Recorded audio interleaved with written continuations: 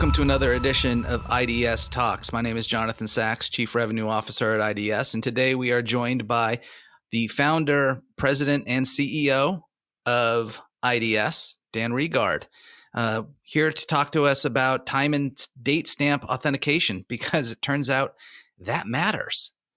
Welcome, Dan. Hey, Jonathan. Great to hear you today. So, Dan, the other day, I was scrolling through my news feed that is probably given to me by some algorithm, knowing what I like to read and what I don't like to read. And an article from BuzzFeed popped up. It involved a student who submitted an assignment at 11:46 p.m., according to the email. Assignment was due at 12. The professor dinged the student 10 points for turning it in almost too close to the deadline. And it got me thinking. The email has a timestamp on it, and time and date stamps are on emails and other types of data. In this case, the argument was around whether 14 minutes was too close to the deadline or not. But it got me thinking, there are cases out there where the time on that email and even the date on that email is make or break. This is a pretty simple, cut and dry case because at least based on what I've seen from the same article, the professor didn't dispute the authenticity of the timestamp of the student's submission. This might be a completely different case if the professor said your submission was late and the student produced what we've seen in litigation, a screenshot or a PDF. This is my submission email. This is what my screen looked like when I submitted it. And that PDF or that screenshot showed a time that was different. We've seen people do that where they've actually changed the data or mocked up the data in order to appear as if they'd met the deadline when in fact they never did. But as I say, this particular case is cut and dry. What's more interested is the cases that were not. Right. And so that, I think, is what our listeners are very interested in hearing about. Cases where this was, in some cases, central to the matter. Well, I'll give you one that I would call the reverse deadline case. We worked on a fraud and embezzlement case where a home buyer refused to pay the bills of the company that built the home. And it turns out the home buyer had conducted a months-long campaign of artificially communicating with a fake email address, long conversations to create a fake paper trail that looked like rebates and failures and discounts so that he could then say, I don't owe you this money. You and I already agreed. But the agreement was not a real agreement. It was a fake agreement based on fake emails with a fake email account. So the plaintiff counsel got up in front of the judge and jury and said, we're going to show that the defendant home owner owes us this money, and he tried to avoid it with these fake emails. Defense counsel got up with a smile on his face and said, ha, ha, ha, their best piece of evidence, their number one best letter, we're going to show you was sent. They claim it was sent 15 minutes after my client was involved in a near fatal automobile accident, and everyone knows he was in a coma when they say he was sending an email. It could not have been him, and all of their evidence is suspicious. However, plaintiff counsel had been prepared by us. Plaintiff counsel got up and said, we're aware of the timestamps on the email, and we're aware of the time reported by the traffic police who responded to the accident. Those are not a problem because we will show you that the email was sent from a different time zone. It was actually sent 45 minutes before the accident, not 15 minutes after the accident. And bam, just like that, time mattered. Fast forward to the end of the trial, defendant was guilty, defendant had to pay the money, defendant went to jail. When time matters, take your time. Seems to make sense. So Dan, that was a situation where that timestamp was critical, determining the 15 minutes. Are there situations, cases where perhaps the case isn't going to really, you're going to win or lose based on that timestamp, but it just doesn't seem to fit right in the chronology? Your gut is telling you, this is off. Well, that was one, but we have others where clients have come to us and said, not from a misdirection or contempt of court or fraud on the court issue, but instead they've said, nobody knows when these events happened. And if we could resolve them when they exactly happened, both sides would be comfortable knowing what the right outcome is. It was a case of who knew what when. And it had to do with investment bankers knowing or not knowing the status of certain potential investments they were making while the housing market was collapsing. And this involved tens of millions of dollars. They came to us and said, we have these 5 or 6 communications. Some are emails from Outlook. Some of these are Bloomberg messages. We have multiple versions of each showing different timestamps and what happened on this one particular day. The sequence of events is important. Can you help us sort it out? And we did. We know and we showed that there are internal time and date stamps inside of these messaging programs for logistical and engineering and quality control purposes that we could use to verify what the actual time was. And the reason they were wrong was because these messages had been communicated between Zurich and London and New York and collected from people traveling when they happened to be in California or Chicago, and then processed by an e-discovery company using this basis for timestamp changes and then reviewed by the attorneys. So there were multiple places of time zones being interpreted one way versus another or presented without that little parenthetical at the end that says this is off by 2 hours or this is off by 4 hours or this is the distance from universal time coordinated. So we know on the East Coast, we're usually 4 hours off. Daylight savings time, we're off by 5 hours. And so we make that adjustment. That wasn't known. Long story short, we sorted it all out and we showed the parties unequivocally, these are when the messages took place and this is when the trading took place. And they resolved it. Fantastic, right? Not the end of the story. The attorney said, we love this analysis. We love your answer. We understand why it's the right answer. You need to explain to the court how we can be good attorneys and still have the wrong timestamps on our evidence for 8 years that you then solved in a few days.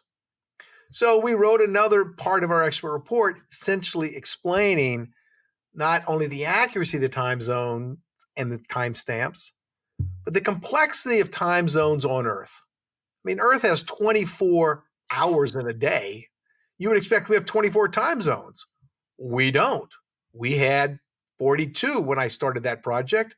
We had 43 when I finished it. We actually invented a new time zone in North Korea while we were writing the project.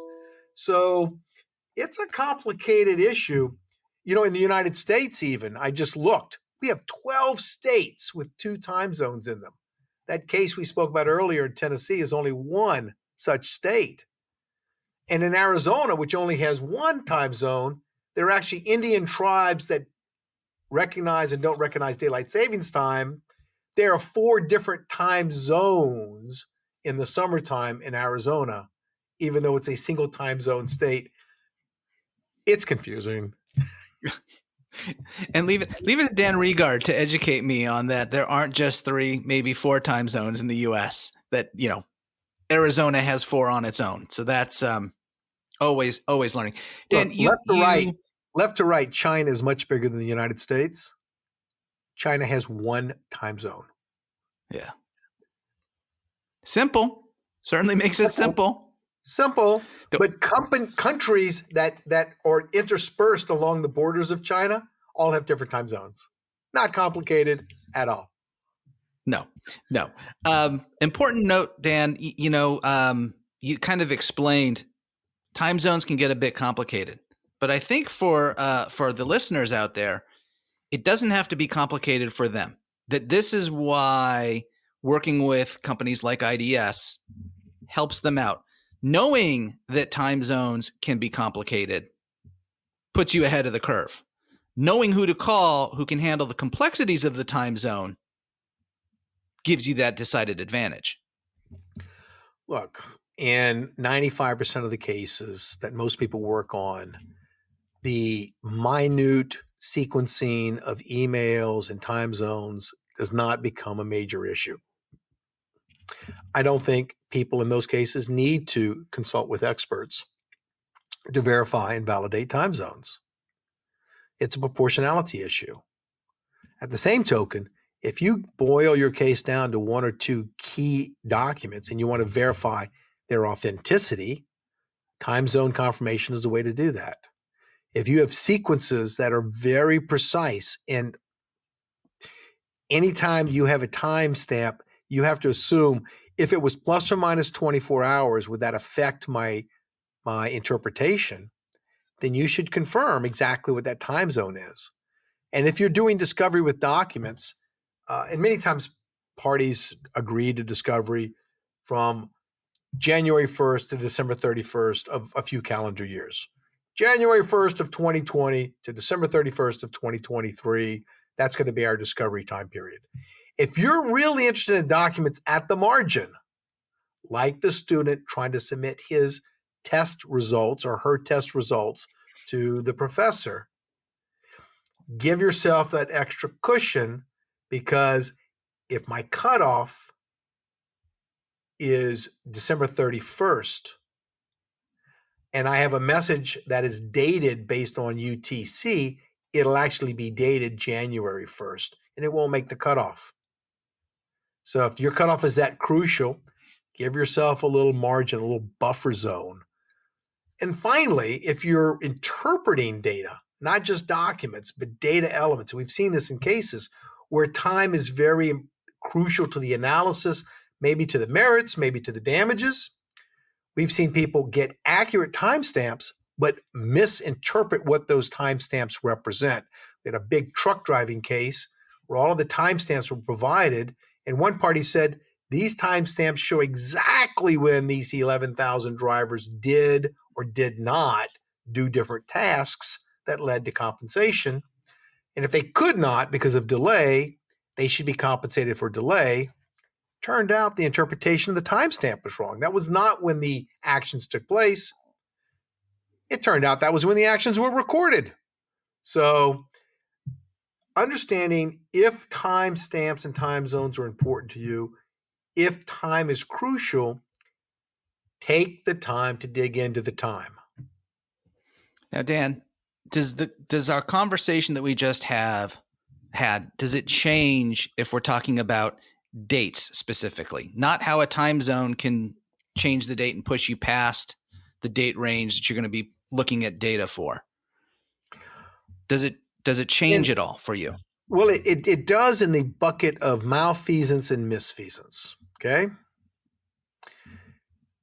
We've had a lot of cases, again, where a company is located in the East Coast, their email service is located in Europe, the employee is located on the West Coast, they went to a conference in Chicago.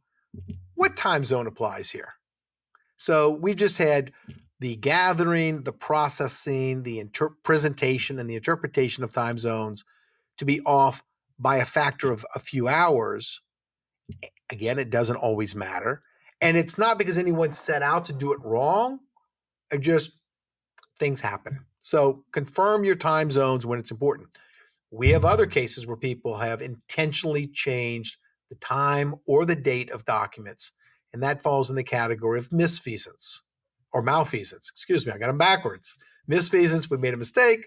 Malfeasance, we caused the mistake on purpose. And in those cases, again, when your evidence boils down to a few key documents and the timing of those documents or even the validation of those documents is crucial, take a look at all the elements, including the time and date stamps.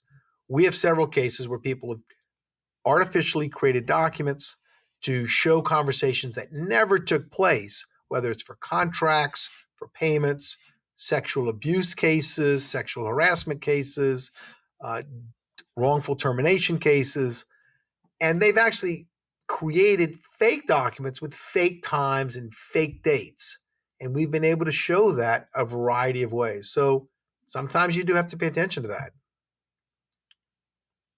Fascinating. And I think that you've given the listeners a lot to ponder here, Dan. Let me ask you this last question. It's one that I've been asking on some of our other podcasts. What is the most recent thing that you have binged, or what are you currently binge watching? I'm glad you added the word watching at the end of that question, because I was prepared for a wide variety of issues. I'm a huge fan of the Jack Ryan series. And so I really enjoy watching that. I've watched some of the episodes multiple times. And it's not just a space filler until Ted Lasso comes out. It's actually something I enjoy. Well, March 15th, I think, Dan. I think they've announced March 15th is the first new episode of the final season of Ted Lasso. And Jack Ryan, I too am a fan. I have not gone back and rewatched, but I could not stop watching this third season. So it really depends on what time zone you're in.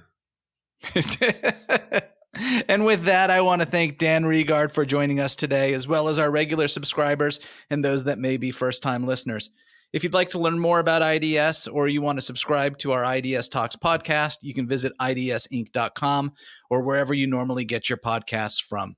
Thank you again for joining us, and I look forward to talking more about data with you on our next edition of iDS Talks.